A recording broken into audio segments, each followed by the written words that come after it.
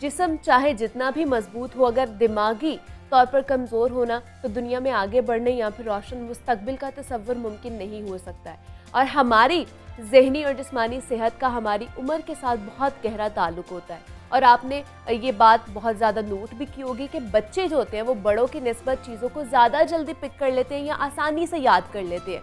इसकी वजह यह है कि उम्र के साथ साथ हर फर्द के दिमाग में तब्दीलियाँ आती हैं और दिमागी अफ़ाल भी तब्दील होते हैं। और उम्र बढ़ने के साथ दिमागी तनज़ली आम है और उसका नतीजा बुढ़ापे में अल्जाइमर और डायमेंशिया जैसे अमराज की शक्ल में भी निकल सकता है, जिसमें इंसान की मेमोरी इंतहाई कमज़ोर हो जाती है और हम बातों को भूलने की आदी हो जाते हैं। तो ना सिर्फ ये बल्कि हमें नई चीज़ें सीखने और यहाँ तक कि लोगों के नाम याद रखने में भी मुश्किल का सामना करना पड़ सकता है।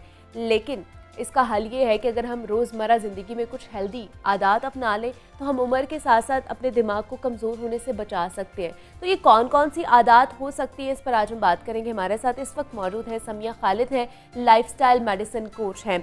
समिया, मैं आपको खुश आमदीद कहती हूँ जागो लाहौर में। कैसी हैं आप? जी शुक्र अल्लाह ताला का, थैंक यू। समिया, वक्त के साथ साथ जैसे मैं बात करी थी कि हमारा दिमाग इस तरह तेज़ या फिर तवाना नहीं रहता है जिस तरह पहले होता है, तो मुझे बताइए कि इसकी वजह क्या है कि हम जैसे जैसे बड़े होते जाते हैं, हमारी उम्र बढ़ती जाती है, तो हमारा दिमाग जो है वो कमज़ोर होता जाता है, याददाश्त हमारी कमज़ोर हो जाती है।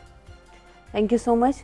मैं इसमें ये बताना चाहूँगी कि उम्र के साथ जैसे हम बात कर रहे हैं कि याददाश्त कमज़ोर हो जाती है, हमारी याददाश्त या हमारी मेमोरी जो डेवलप होती है वो प्रीनेटल डेवलपमेंट जब हमारी होती है तभी होना शुरू हो जाती है।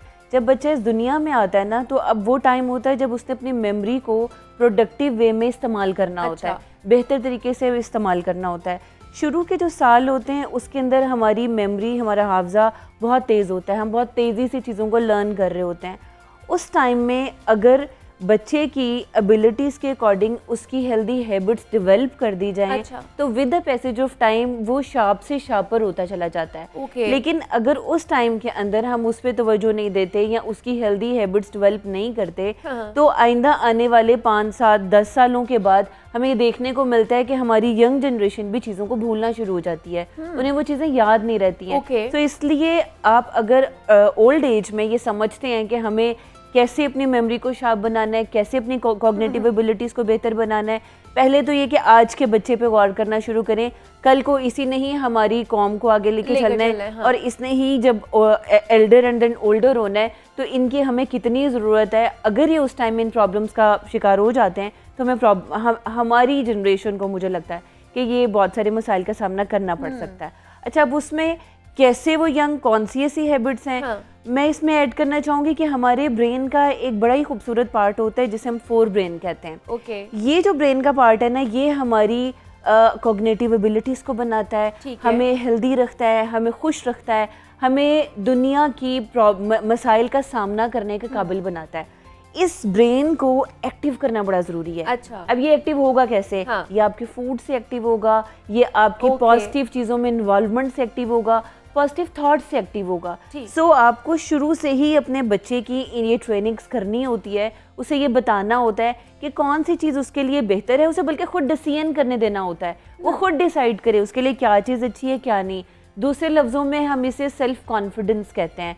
एक बच्चा है, उसको मदर कह देती हैं तुम ये नहीं करो, ये ना करो, उसका क्वेश्चन आगे से ये होता है वाई। हमें इस वाई का आंसर देना होता है बच्चे को, और वो तब होगा जब हम बहुत सारी चीज़ों से करने देंगे, बहुत सारी चीज़ों में उसे फ्रेंड बन के उसे गाइड करेंगे कि ये करोगे तो ऐसा होगा, ये करोगे तो ऐसा होगा, इट्स ओके, आप करके देख लो। इस तरह उसके डिसीजन पार्ट स्ट्रांग होती है।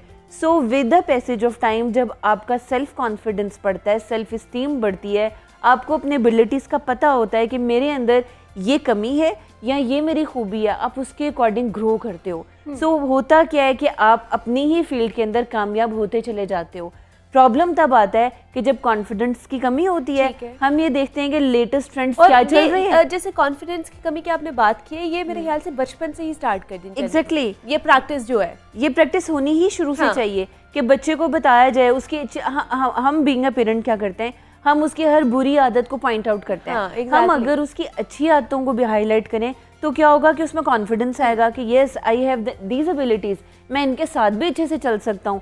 सो अगर बच्चे को ये कॉन्फिडेंस आ जाए कि मैं इन चीज़ों में अच्छा हूँ, यकीनन वो आगे अपनी लाइफ के अंदर, प्रोफेशनल लाइफ में उन्हें चूज़ करेगा, उन्हीं में आगे जाएगा, माइंड ज़्यादा उसमें यूज़ करेगा, हेल्दी वे में यूज़ करेगा।